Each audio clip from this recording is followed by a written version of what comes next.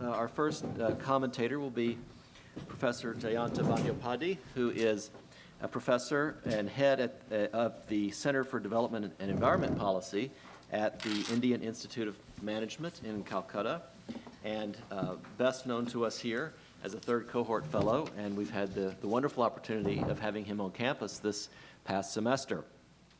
The second commentator will be our colleague from the New School, Timon McPhearson, who is an assistant professor of urban ecology at the Tishman Environment and Design Center. Each of them, as I mentioned earlier, will have 10 minutes to provide some comments, and then we'll turn it over to you for your questions. Yes, please.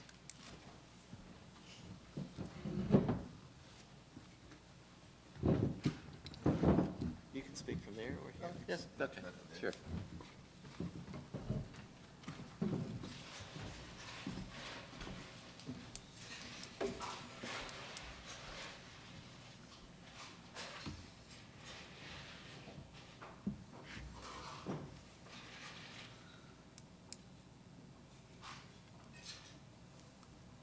Mr. Chair, ladies and gentlemen, during the last three presentations we had, when we designed this conference, we probably have the right starting point. The overall topic for the conference and also for the research of the third cohort members, the environmental sustainability in China and India. We thought there has to be stress on the understanding of ecology. We also have to understand the environmental history of these two countries, this region, and we need, on this basis, to think of how new innovations can take us towards environmental sustainability. Professor Bawa started his very in-depth presentation on the Himalaya, and he talked rightly about the liquid water that intensely connects the Himalaya with these two countries.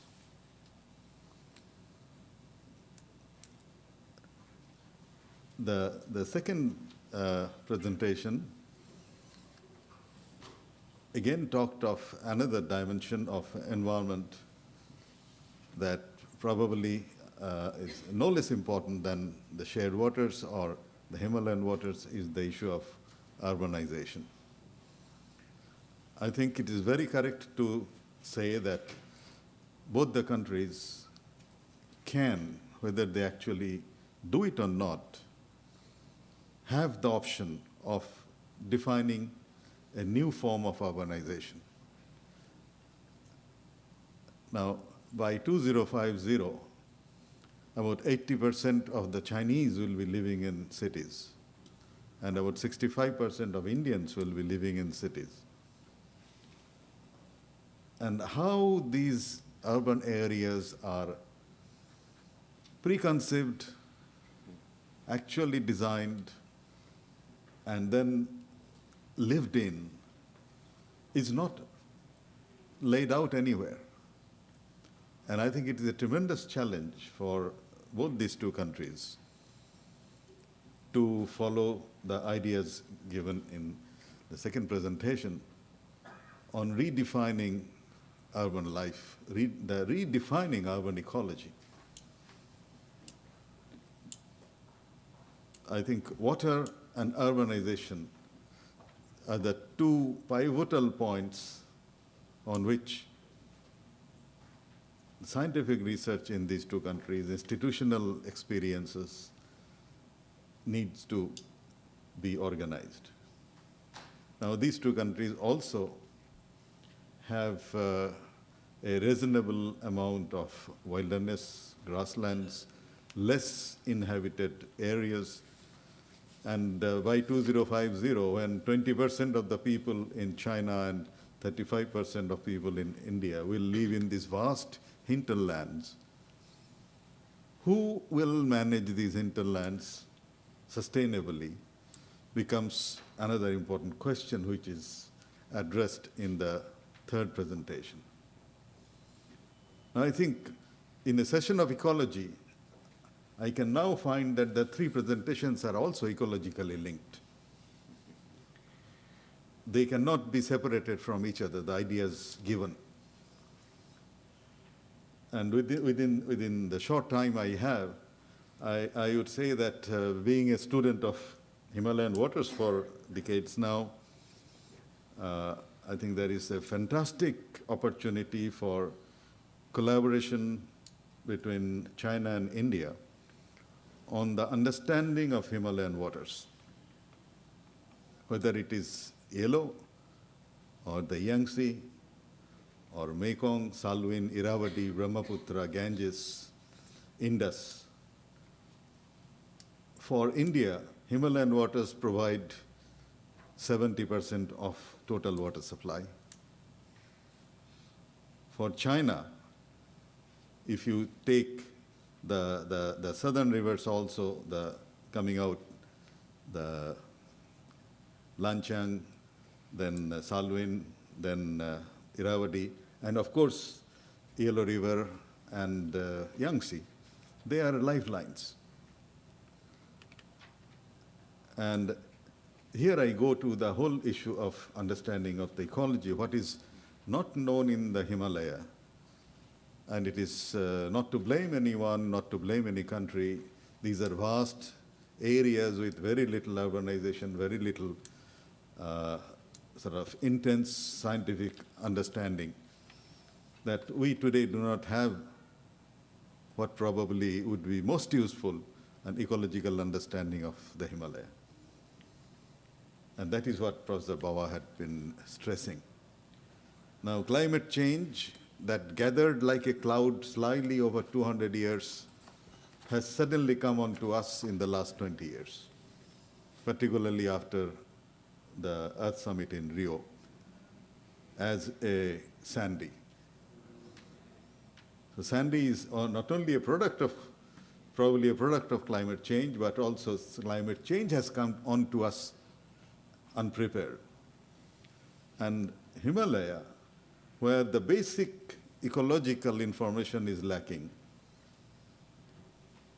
is unable to accept the challenge of understanding, forecasting, modeling the process of climate change and its impact. In fact, I have been working on the Himalayan waters and call it the black hole in world hydrology is the Himalayan waters. There is nothing known much about it. And the climate change makes it much more important to go into those details of that black hole. Coming to Professor Lucy's presentation, this is something where, though micro level, though decentralized, though community-based, I think the methodology is more universal. Governments, particularly centralized, powerful governments, led by not so informed bureaucrats and technocrats, because they do not understand the scientific weaknesses of the knowledge base on which they try to develop their administrative approaches to natural resource management. That there are other stakeholders, there are other forms of knowledge, there are other forms of management that are needed. And I think that's a very universal approach that we have got from Professor Lucy on a very successful case in the Tibetan Plateau, but equally successful cases are almost everywhere in many parts of the world, not only China and India. I think all the three papers have given us a very strong push for ecology, a very strong push for understanding the gaps in knowledge, not to neglect ecology as something which is limited to planting of trees alone, But ecology is as much challenging a topic of interdisciplinary science as much modern physics or modern chemistry is. And natural resource management, on the other hand, is as much a topic for administration, policy, and management. So I think we have got the right starting point for this conference on which dimension, which direction programs can take, and what are the expectations. Speakers have expected that these new ideas can be worked out within the framework of India-China Institute to start with, and I think that can be followed up. I congratulate all the three presenters for giving us very illuminating, powerful, and in-depth presentations. Thank you.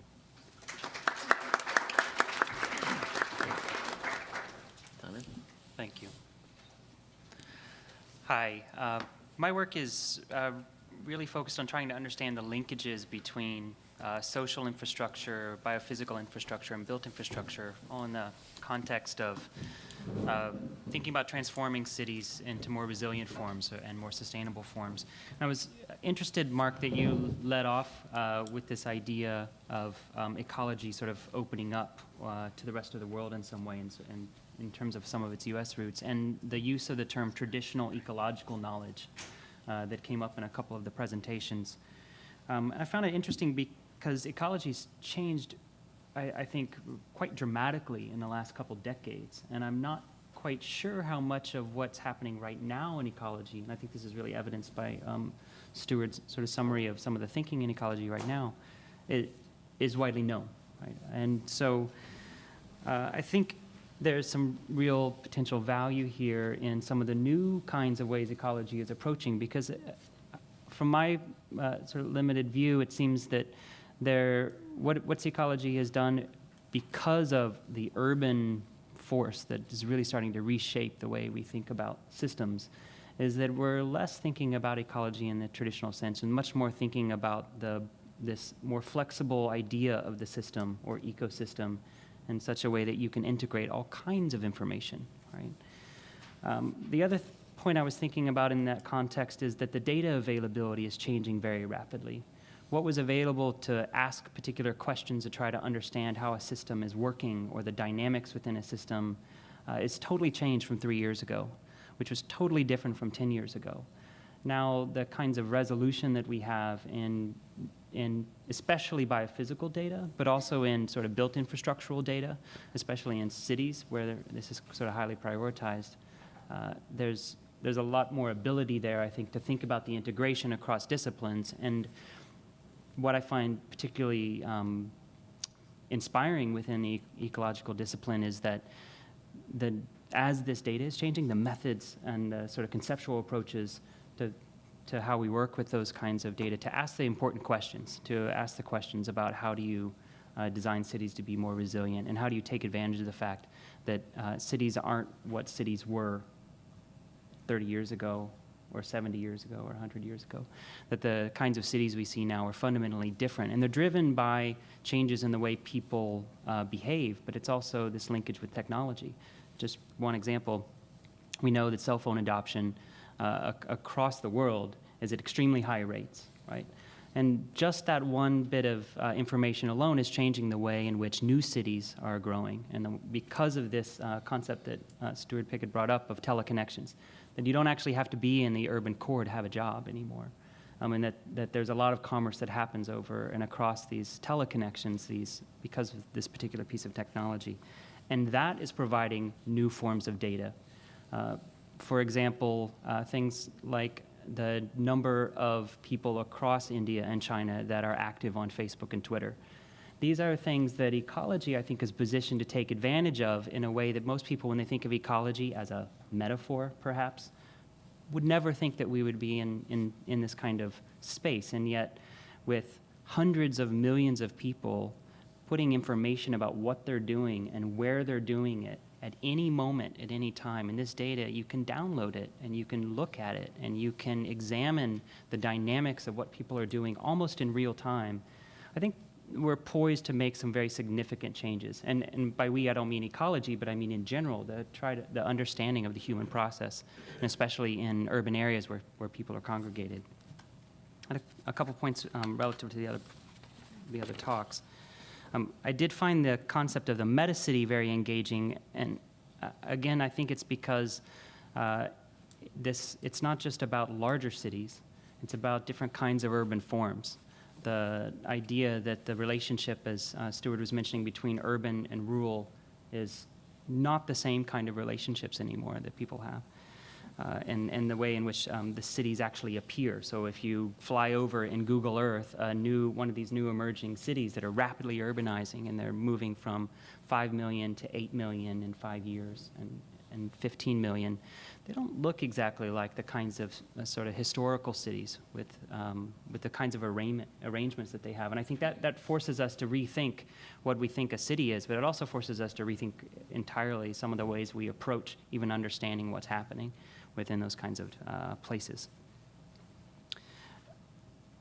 For my work, I find, and in ecology in general, especially I think in urban ecology, that there is an approach that comes out of systems theory that also sort of gives evidence to the flexibility that I think might be useful in terms of ecology engaging with some of these other questions. And the systems theory is not really an ecological theory, even though ecologists were very important in the history and the development of systems theory. It's really just about systems, and I think you can think of that also in both as a metaphor, but also in terms of particular definitions that might have meanings. But this is a metaphor that people can relate to in some way, and the nice thing about it is that it can be any kind of system. So it can be an urban system or a social system or a biophysical system, and because you can use systems theory to integrate those, that allows us to start asking questions across these disciplines. So I find this sort of theoretical construct very adaptable to different kinds of questions. And I think that's different than what we might think ecology is, or traditional ecology is. It means that we can start thinking about the relationships especially, and that's sort of the core of systems theory, is looking at the relationships between different components in a system. So if we're thinking about humans and biophysical parts of the system, or we're thinking about human patterns, such as how people walk to work or their bicycle routes, and the kinds of roadways that exist to facilitate that, or that don't exist and need to exist in order to facilitate that, especially in areas that don't have the kinds of infrastructure. I heard something in the elevator, so I guess it's eavesdropping, but just last week, someone was riding up the elevator, and these two guys were talking, and one of them said, I just found out that in Philadelphia, they've been studying bike traffic, again, using some of this social network data to see where people are and where are they going.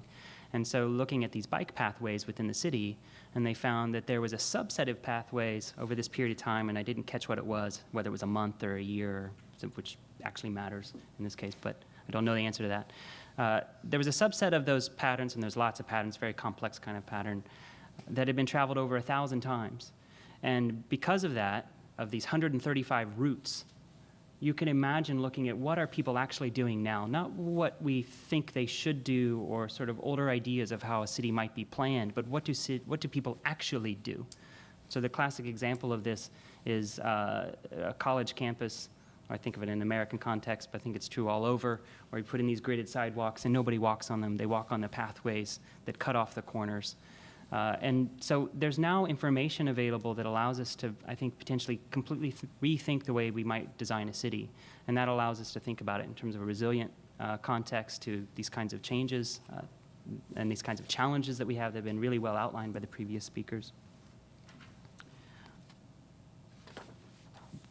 One comment on the Tibetan Plateau example is identifying threats, for example, which is really well illustrated in the case of the Tibetan bunting. This is, I think, a good example of ecology in the sense that looking at the kinds of drivers of threats and then using that as a way to find innovative solutions to deal with those threats. I also think there's an opportunity to think about how you might widen that, and this is sort of how, say, taking a systems approach is flexible because you can move outward in space or downward in space, and you can move out over time, or you can look at static points in time. And so there may be drivers that are associated with the populations of those particular bird species that might be coming from outside that system. And if you take this kind of approach, then you might be able to start identifying some of those as well. And I've been interested in the Tibetan Plateau for a long period of time and had the good fortune to spend 3 months in the western part of the plateau. And I find the biodiversity there truly remarkable, and I sort of have a question, which is, given some of the comments I've had, what does ecology need to do to think about how to better understand the changes that are happening in the Himalayan region and in India and China in general, either driven by climate change or driven by these urbanization processes or population growth? I think there's also just an open question there, because ecology it's not as if it's matured and it's done.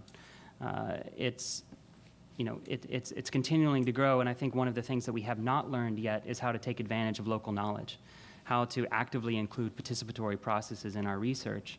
And there are good examples of how that's being done, but as a whole, these are things that we can still learn from, and I really appreciate the grassland example for sort of showing that example and the importance of that in the conservation.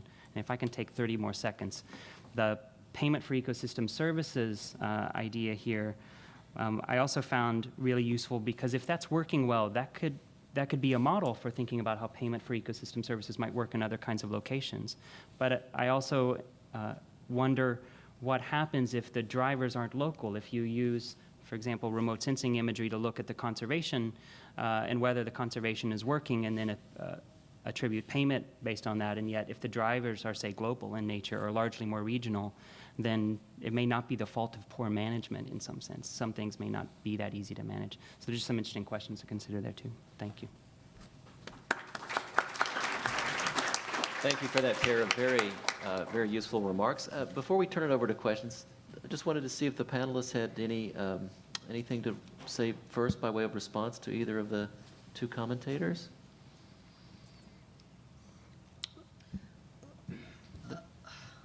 I'll just respond to your last point of the global change that as a driver to the grassland degradation, which is, I think, although the knowledge has not been really created yet, but the guess, the hypothesis is that the land degradation is largely associated to it, mainly because of water pattern change. So again, building a healthier, protecting the healthier ecosystem would build the resilience to the global change. We might not be able to do much about the global change, but a better ecosystem may provide better resilience. That's totally the agree. idea. Mm-hmm. Anyone else?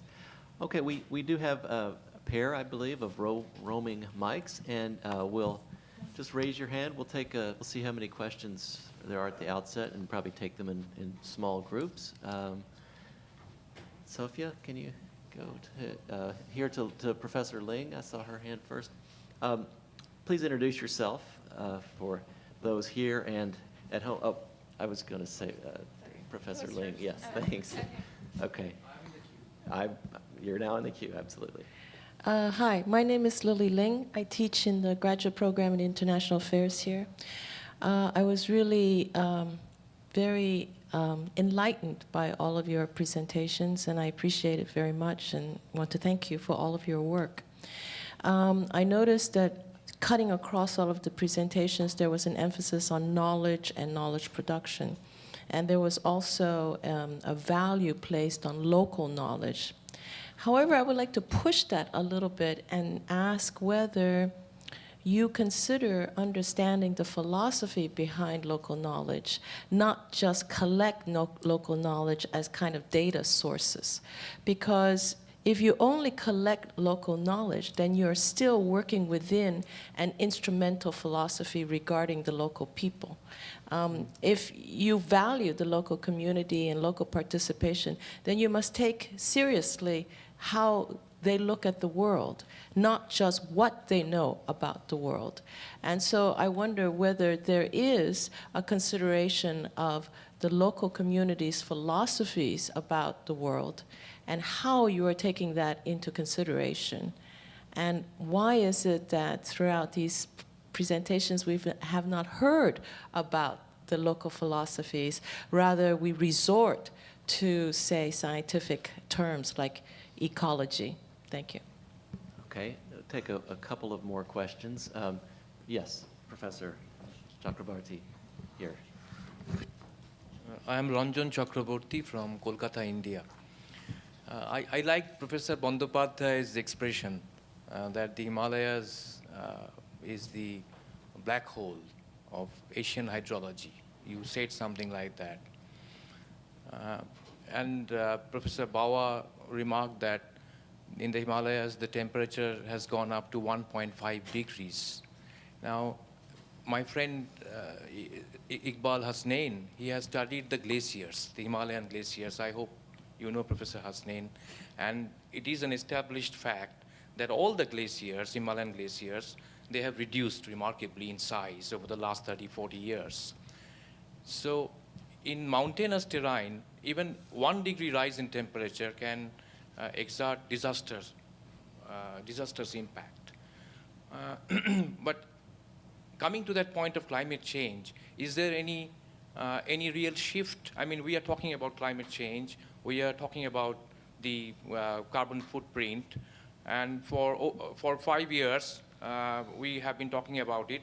But we are still burning fossil fuel with more vigor. You know, the ancient Greeks started burning fossil fuels 5,000 years ago, and we are continuing with it.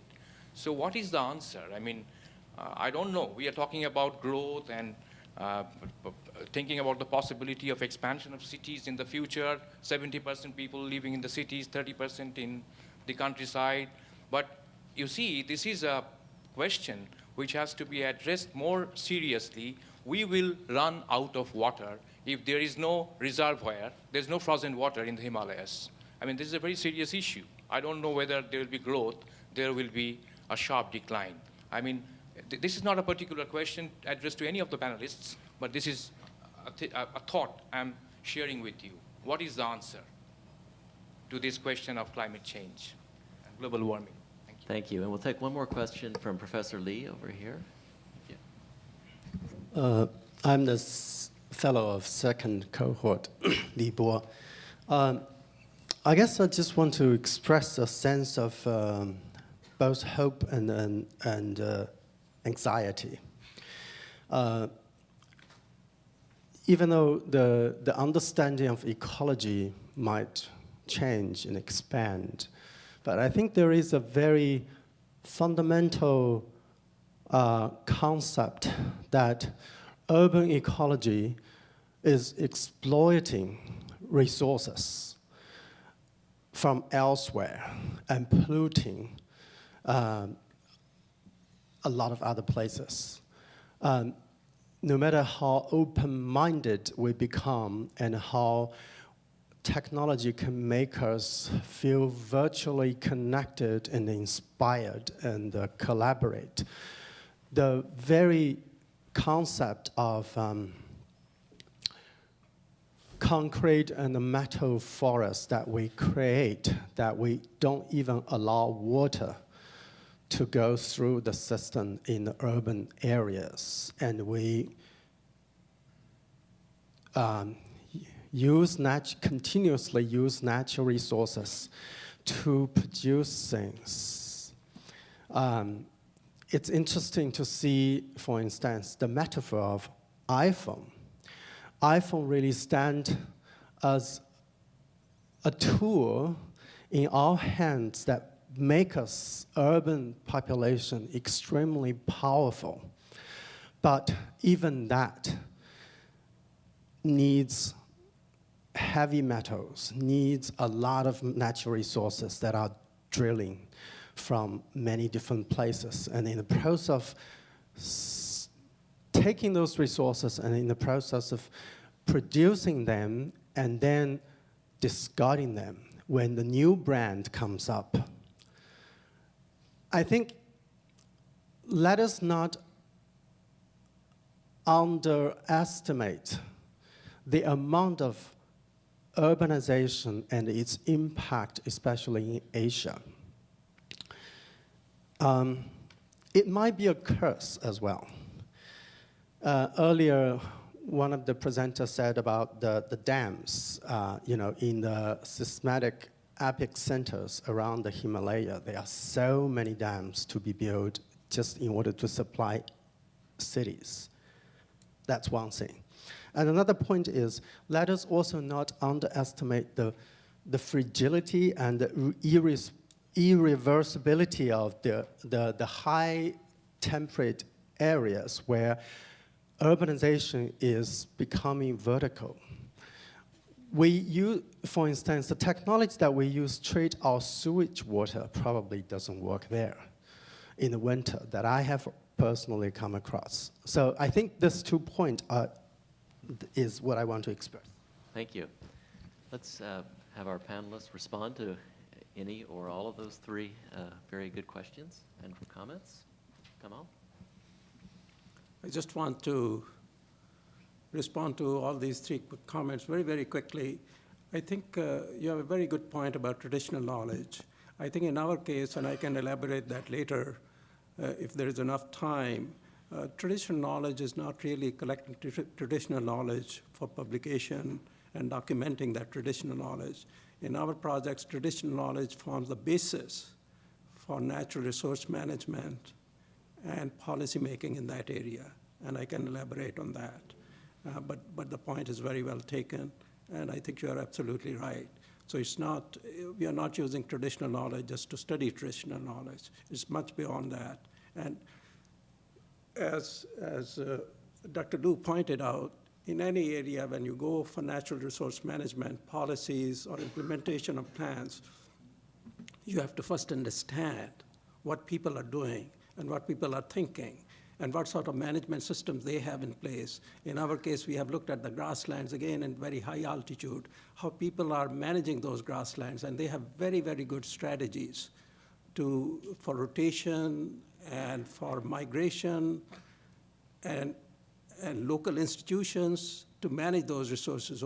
So we are trying to understand that to sort of slow down some of the things coming from the centralized authorities. So that is the whole purpose.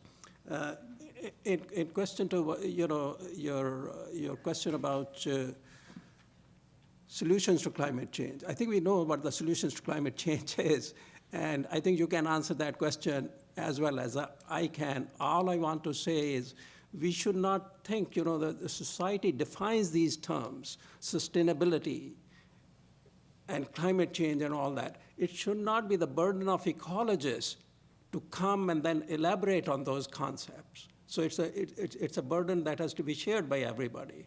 And third, urbanization, I would leave it to Steward. I do want to express my opinion about urbanization.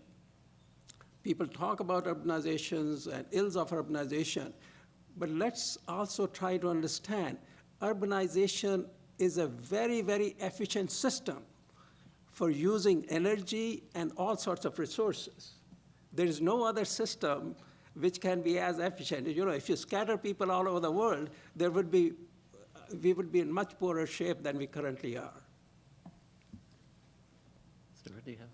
Well, why don't we take local people's philosophies into account? I had 20 minutes, and I'll just assure you that there are people with whom I work in urban areas or in some of the conservation areas that I've been involved in who are engaged in understanding the ethical structures in the local communities, whether it's an underserved neighborhood in Baltimore or some of the dense settlements on the boundary of Kruger National Park, for example. So in the community of people who are studying and working with these communities, there are people who have that knowledge and work with it. That's not my expertise, and I went into ecology because I was the uncomfortable teenager, and a lot of and the people who do the other things went into the study of society and demographics because they didn't have that social handicap. But we work together and try to get the conversation going. The business about how to deal with the resource availability that we're up against, this is one of the things that people argue and have argued constantly. Will technology overcome the limits? Right now, we're feeding the world on something like 40% more agricultural production because we're turning oil into food, essentially. How long can you keep turning oil into food? And the question has, there are whole ranges of ways to answer it. One answer is that, well, you can't continue it forever.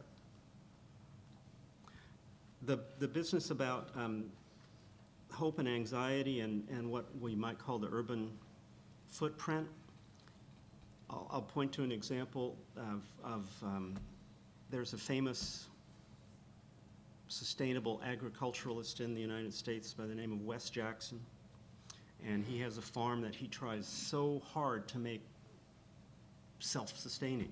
He can't do it.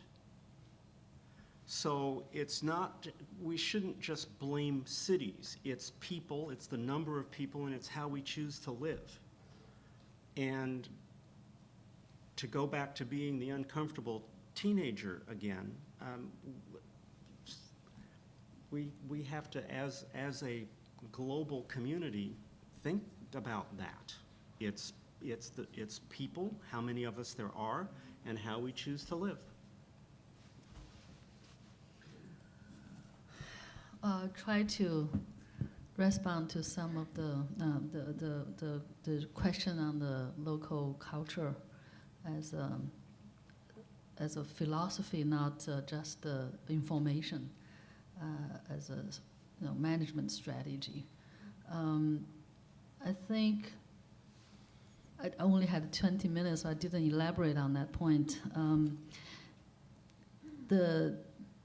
Recognize the value of local knowledge and local values, cultural value into conservation, which is something that's accepted by the government, I think is a first step. But behind that is really the appreciation to people's choices. That's based on the philosophy. And that's probably also associated to what Li Bo had just talked about in terms of choice of lifestyle. What I think there are many models to talk about, urbanization and efficiency of cities, etc. That is based on the assumption that the consumption will increase or the demand for consumption will grow. But there are people that don't mind to live in a very basic lifestyle. I think what's missing, what's wrong with this world is that those people were basically, especially if these people are traditional people, are basically overwhelmed by the modernization and development. But development for what was remain as a question. Didn't know, I don't think the world actually answered that question well. Why do we develop? Actually, when we discuss with the local communities on what development choices we have, and often we got into the stage that people question that why do we need more wealth, more money at the cost of destroying the land? So that is some fundamental issues. I think it may not be reliable because I think another side of human nature is material, is enjoying the material goods. I mean, like the boom box I just showed.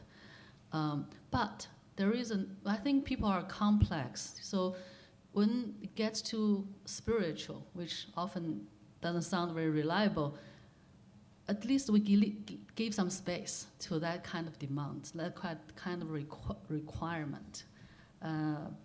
So slowing down sometimes may not be a bad choice, at least. Thank you. Professor Sanjay Chakravarty, and then here in the... Anyone else? Thank you, Mr. Chair. I'm a third cohort fellow at the India-China Institute. My question is to Professor Lu Ji. You talked about eco-settlements, and if we look at the government discourse, they are using the language of eco-migrations. So there is this politics of language here. I was wondering whether there is a resistance to it, when also the nomadic communities are forced to become territorialized. And if there is a resistance, then in what terms and through what strategies that resistance is being articulated? Thank you. Thank you, Mr. Chair.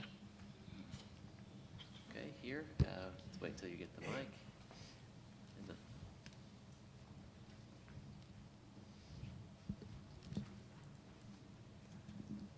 This is Prabhakaran.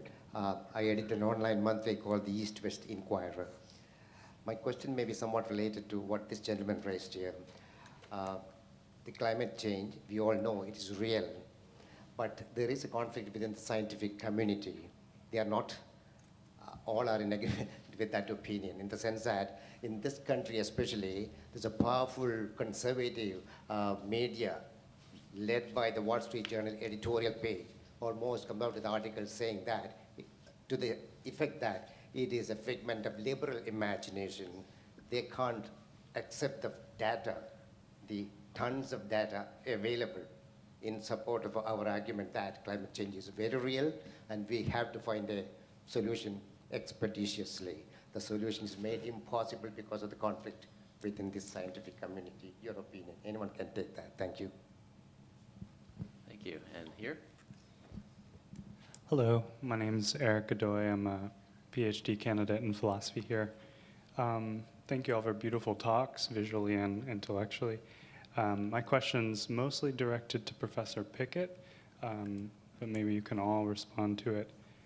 You spoke of the usefulness of metaphor, and I was wondering about also, metaphor can be dangerous when it's taken out of its scientific concepts meant to describe one set of phenomena are stretched beyond that, and so social Darwinism might be a good example of that.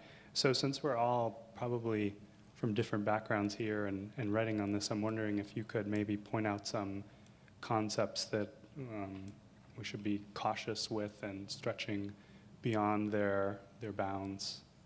What's a useful meaning? Thanks.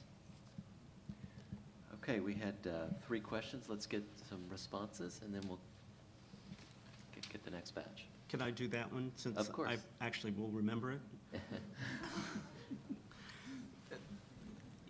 The way metaphor is useful and it's a problem, as you point out. There are lots and lots of metaphors in science. Almost every, if you open the table of contents of any ecological textbook, and you look at the titles of the chapters, the terminology will almost always have originated from the vernacular. And so it has cultural and experiential loading. And one of the things that we have to do is, when we're doing our job the best, is to unpack those loadings and to be very clear about the models that we are going to work with and with which we're going to communicate with other specialists and with decision makers. The metaphor is often the entry point. Evolution is a metaphor. The unrolling, to unroll something. What does that mean? I mean, that sounds like there's a place it's going, or preordained plan. Wrong. Succession, the king is dead, long live the king. That's not how communities or ecosystems develop. Competition, well, there's one that's loaded. So, I mean, we've just almost every ecological concept that you might usefully communicate about has a loaded metaphor up front. and you have to unload these things, watch out for the philosophies that are being engaged or ignored, and then be very clear about the models. There was a really nice article in the New York Times a few days ago by Paul Krugman about models in economics, and I read that and I thought, geez, this is the same thing as in ecology.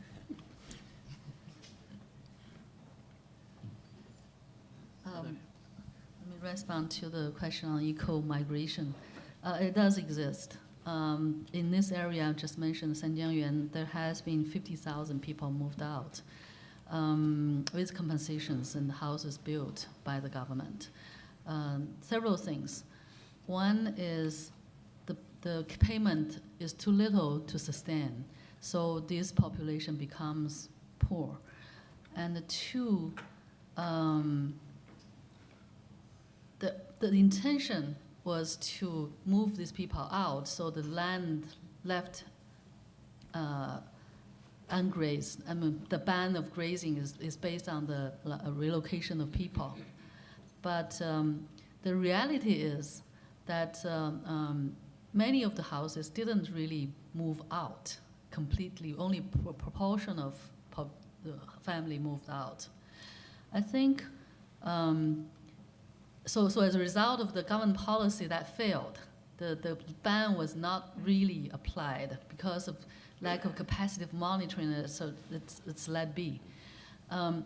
One problem with the eco-migration is I think a proportion with population growth, the proportion of the population moving out may be inevitable, necessary actually, but moving people all out may not be a good strategy because the land, from experience from other parts of the grassland in China, is that moving people out, local people out, may lead to the consequences that other outsiders coming in to exploit the land.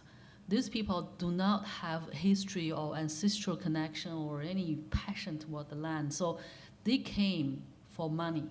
That's worst scenario. So if we had a choice, I think keeping some people on the land to protect, play as a role as a protector, is probably the best choice. So that's why in the new policy, in the next round of 5-year policy, the recommendation was to voluntarily, with incentives, move some people out, but do not exclude people from the land.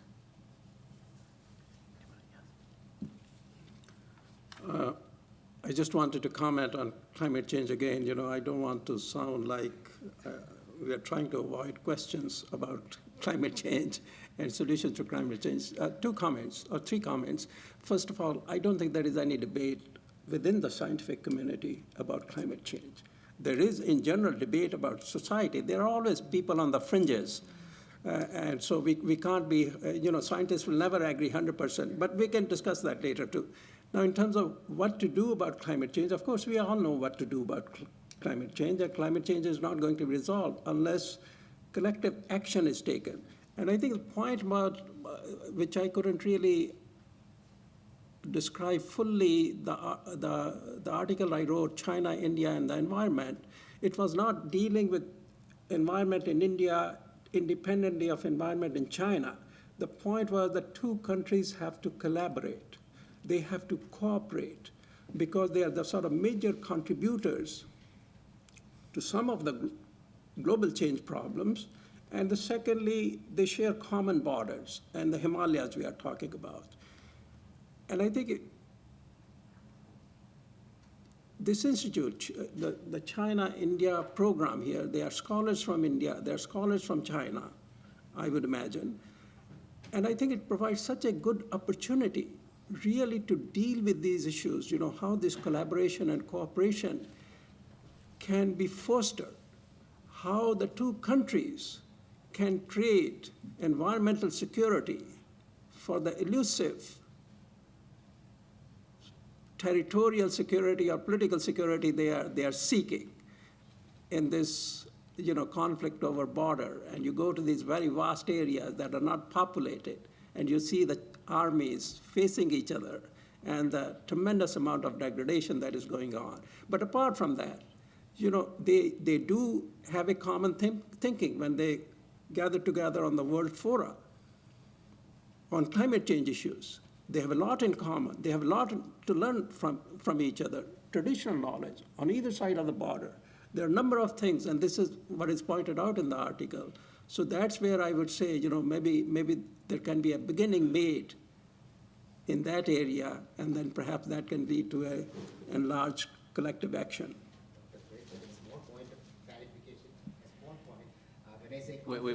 I'm sorry, we can't hear you though.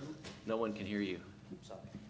Very brief, please. Very brief, yeah. When I said conflict within the scientific community, I'm not saying that 50% scientists are opposed and 50% of the scientists are in support of what we are saying. Maybe two scientists on the other side who are opposed to our views, general views. There are people who even say, scientists, and media like the Wall Street Journal editorial page quote those two scientists to advance their theory that it is not real. And again, whatever it has an impact, adverse impact on economic growth, conservative media in this country are opposed to that. I'm sorry. All right. I want to recognize now Professor Shi Dong, who is one of our ICI fellows from China, as was Professor Chaturvedi, whose previous question was asked, and then Nidhi, you're next. Hello, everyone.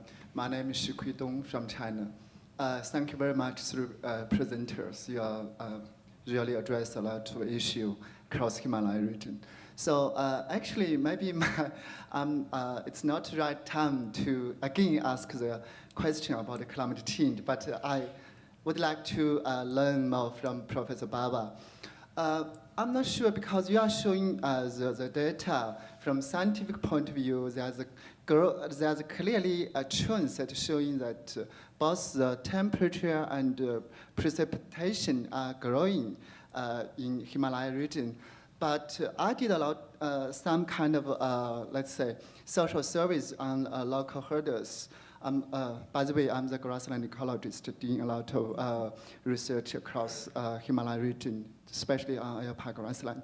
So my question is actually, a lot of people, they are feeling there's a lot of variability, uncertainty of climate change. Like when I visit Himachal Pradesh, a lot of people said some years there are more precipitation, some years there are less. So they feel very much difficulties to cope with this kind of situation. And also in China side, when we did some study in Nachi, also Sanjiangyuan area, in some places, actually, they are becoming drier and drier year by year. Some areas becoming colder, like Nachi, we did some survey on the local herd. They said, we did have very cold winter in these years. So I'm thinking, either there are kind of a gap between the local knowledge and the scientific knowledge, or we are missing something. Thank you. Okay. Yes, Nidhi. My name is Nidhi Srinivas. I'm also from the ICI third cohort. My question is a general one and addressed to all of you. A common thread across your presentations is a presumption. I say that ironically, that ecology is a science. I'm quite sympathetic to this idea, largely for the reasons that Mr. Prabhakar mentioned. I would really like to not think of global warming as a left liberal consensus that's paranoid driven. So I do see ecology as a science, but you are also sensitive to the fact that ecology has to persuade people. Science persuades in different ways. One is through facts, and the other, as Steward Pickett mentioned, is through metaphors. So my question, which will seem a broad one, is really this. What aspects of ecology are metaphorical? Is global warming a metaphor? Is carbon sink a metaphor? That goes back to Sanjay Chaturvedi's question on language. What aspects of ecology at the moment are not really a science? For instance, would any of you be comfortable stating the areas in terms of the Himalayas where we actually cannot say with clarity there is deforestation taking place? And the reason I ask this is because I'd really like to establish to what extent we can see ecology as a science. As an outsider who does a lot of study of social ecology and studies social resilience, I'm a little uncomfortable looking at ecology as only a science.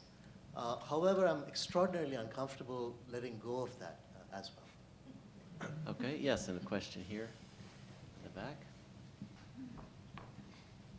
Thank you. My name is Miles Zake, and I'm a sportsman, international sportsman, and I used to teach The Limits to Growth about 30 years ago.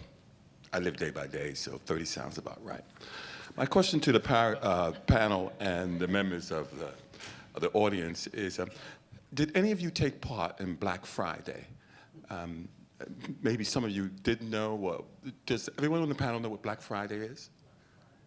Yes, Black Friday is, we just had it in New York, didn't we? Where we all go materialistically early in the morning to grab. So, I think that's what happens. Yes, right there. So, have any of the panel taken part in Black Friday here in New York? And if you've not, is there a Black Friday in India, in Mumbai, for example? Or is there a Black Friday in Beijing? Oh, yes, there is. Oh, right. Oh, right. So globalization is working. So if any of you took part in Black Friday in India, in China, could you tell me if you had any feelings of remorse for taking part in it, being ecologists? And last but not least, in India, we know about this amazing man, which I'm marveling each day about, Mahatma Gandhi, who made some very interesting comments that relate to this conference ages before. Is there anyone in Chinese history that had similar thoughts about ecology comparable to Mahatma Gandhi? And could you pass that on to me? And then at the end of the conference, could you let me know what the dates are of Black Friday is in India and China? Thank you. Thank you very much. Panelists, 3 more good questions. I think in terms of the very good question about the climate change variability, I think the data I presented is an average over all ecoregions over a 25-year period. There is a lot of variability, both in terms of time and space, and we haven't analyzed those data yet. But we do intend to analyze, and so there is a lot of variability. I think the other question about ecology as a science, I think it's my fault. I think I couldn't articulate my viewpoint. My whole point was that ecology is not a science. And I think this is my fault because I was not able to express myself very clearly. And I think in the panel discussion too, I think your comment, I think, I consider ecology as a somewhat a oxymoron term. It's not in a way, it's relevant, but in the context of Steward pointed out, I think it's the human impact on the environment that's a dominant theme. And those human impacts on the environment cannot be studied by ecologists alone, and not only by the traditional approaches ecologists have followed. I think this came up several in almost all the 3 discussions and all the 2 panel comments. And I would leave the Black Friday question onwards to the 2 members. Well, this is quite a bunch of questions here.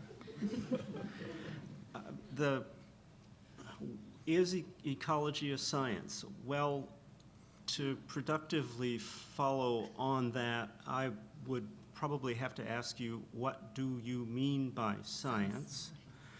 Science is a metaphor. Science is a metaphor. Science is a metaphor. Well, with life, we communicate by metaphors. It's metaphors all the way down, to misquote the anthropologist. But what you do in science with this metaphorical door in and the metaphorical door out, what you do in science is you state as clearly as you can your expectations. Your expectations may be driven by self-interest, they may be driven by stupidity, they may be driven by money, but your job is to be as clear as you can about what your expectations are, and then confront observations, experiments, and comparisons in the material world with those expectations, and as honestly and openly as you can say, did it work or not? If it didn't work, then you have to reject it or revise it. That's science. Now, you can argue about what the social meaning of that match between your expectations and your data are. And there's always, the philosophers talk about, well, never mind, we won't go into that. But there's, the data and the models never match exactly. So there's always some room to argue. There's always some uncertainty in the degree of match. So what you do then is you generate the greatest confidence based on the number of different independent studies, the number of different independent lines of evidence. Now that's what I mean by science. Now that doesn't mean that all scientists are saints, and it doesn't mean that all scientific conclusions are absolutely certain. What it does mean is that the Wall Street Journal is being terribly disingenuous in trying to convince people that climate change is bogus. Yes, there are some people some people with PhDs out there who don't think that climate change is a reality. Okay, that's true. The consensus, why do I accept climate change? Because it fits with some fundamental theories about how the world works that have been demonstrated to be adequate explanations for a couple hundred years. The mechanisms are clear. The relationships to the human history is clear. So that if somebody tries to tell you that climate change is not happening, you can find lots of scientific justification, and you can find a few people who will say no. Now, what to do about that is a matter of, that's a social discourse. I, as a scientist, I can't tell you what to do. That's a political decision, a social decision that we all have to do that takes into account livelihoods and philosophies and traditional ecological and local ecological knowledge. This is a very important point you made now.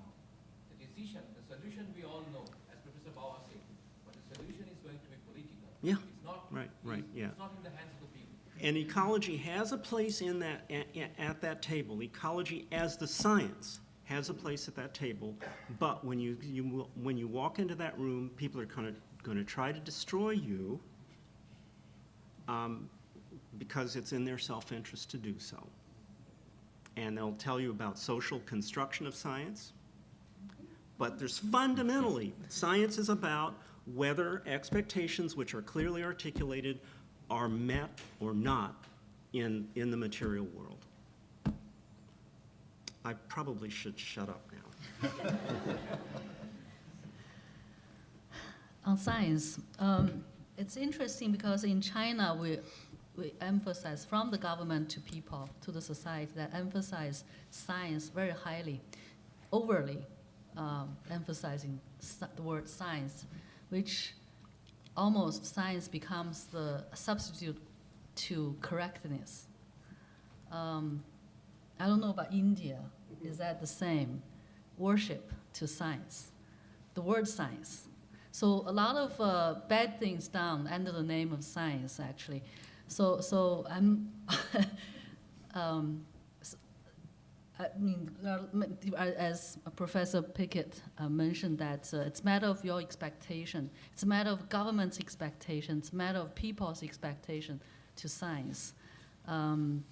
But to me, I think science also means attitude of openness that allow different opinions and allow non-mainstreamed opinions as well.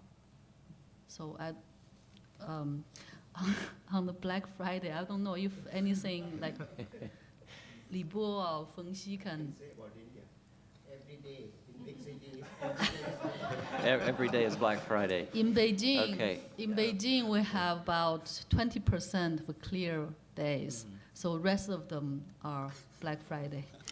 And this is, while we're gathering the next question, let me just say that I think this is a way of indicating that tomorrow morning, bright and not so early, 10 o'clock, you're welcome to come for light breakfast at 9:30, but at 10 o'clock, we have a history panel, and I'll ask our panelists, Professor Shapiro, Hughes, and Chakrabarty to consider tonight whether there is a counterpart to Gandhi in China as far as that goes. I think we'll also perhaps hear about some abuses of science, at least as I'm familiar with Professor Shapiro's work in the Maoist period.